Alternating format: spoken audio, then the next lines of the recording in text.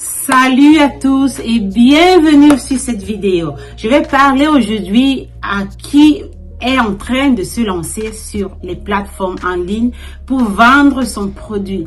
Je parle ici aux débutants et également à ceux qui vendent déjà sur les plateformes en ligne comme Amazon par exemple. Si vous regardez la vidéo jusqu'à la fin, vous partirez d'ici tranquille parce que je vais vous décrire les 3 incoterms importants que vous devez connaître quand vous commandez vos produits chez le fournisseur.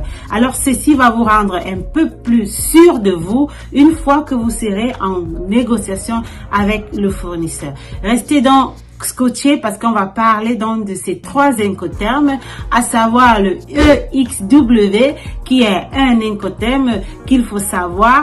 Il y a également le FOB et en dernier lieu on va parler du DDP.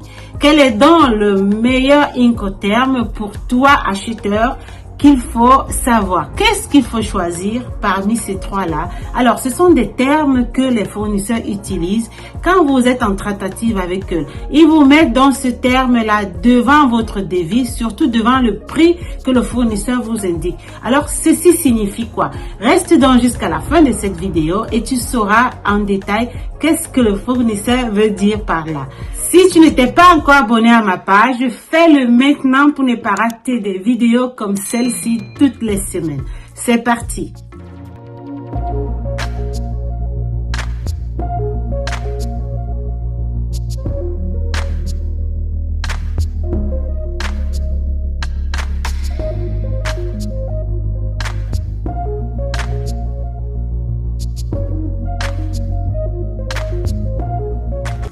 On va entrer directement dans le vif du sujet.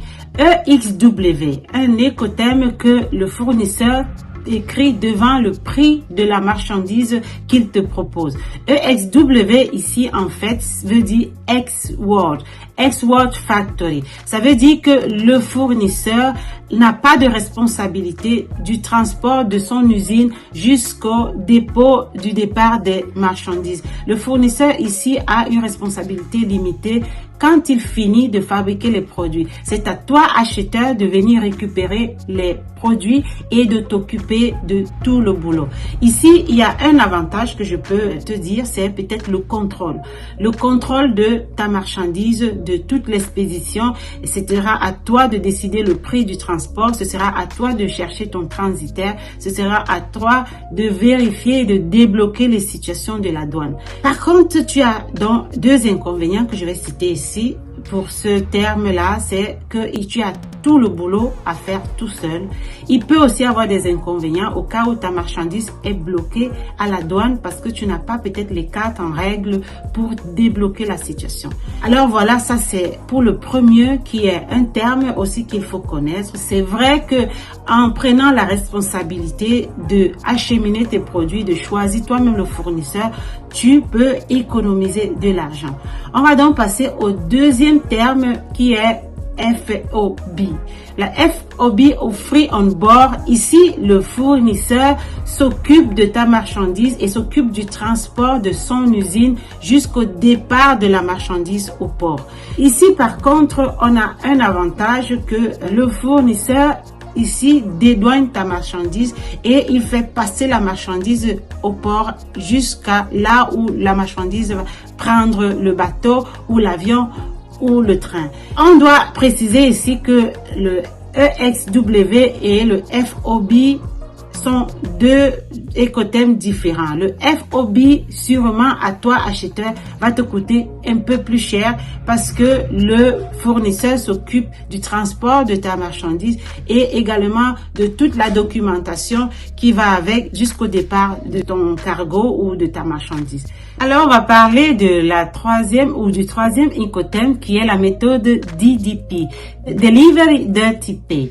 Ici, le fournisseur s'occupe totalement de l'expédition de ta marchandise de son usine jusqu'au transport de Amazon. Vous n'aurez vraiment pas grand chose à faire, mais attention, je vais vous dire quelque chose maintenant pour vous mettre en garde. Alors, quand le fournisseur donc décide de vous faire du DDP, attention à lui demander de payer une petite caution qui s'appelle Continuous Bond, qui vous met en garde au cas où le fournisseur vous fait ce qu'on appelle le faux DDP. Le faux DDP ici, c'est quand le fournisseur n'est pas capable, une fois que les marchandises arrivent à destination, de ne pas dédouaner la marchandise. Ça peut arriver. Alors, le fait que vous leur demandez le Continuous Bond va vous protéger de ce genre de arnaque, si on peut dire.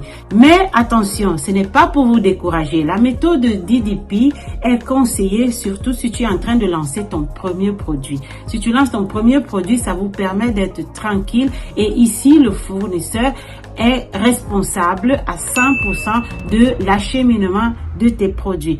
Alors, il faut donc comprendre que pour lancer son premier produit, vous avez besoin de plus de sécurité pour être un peu plus tranquille et commencer rapidement. Parce que cette méthode aussi vélotise et raccourcit les termes, raccourcit le temps pour vous permettre de commencer à vendre assez rapidement. Une fois que vous avez compris que le produit est en train de se vendre, vous pouvez très bien, pour le second achat, opter pour le FOB. À ce moment-là, vous essayez d'économiser un peu sur les frais et comme ça, vous êtes un peu plus experte pour commencer déjà à traiter différemment avec le fournisseur et aussi avec le moyen d'acheminement de vos produits. J'espère que cette vidéo vous a aidé et que vous avez compris déjà à la fin qu'est-ce que vous pourrez choisir si vous êtes débutant ou si vous êtes déjà en train de vendre sur Amazon. Comment est-ce que vous allez comprendre ces termes-là? Si la vidéo vous a plu, comme je disais au début, n'oubliez pas de liker et surtout mettez-moi en commentaire ce que vous voulez. Si vous avez besoin d'un accompagnement ou des conseils pour un produit que vous avez déjà lancé, n'hésitez pas à me contacter avec ma ligne gratuite WhatsApp et je serai ravie de répondre à vos questions. On se dit à la prochaine vidéo.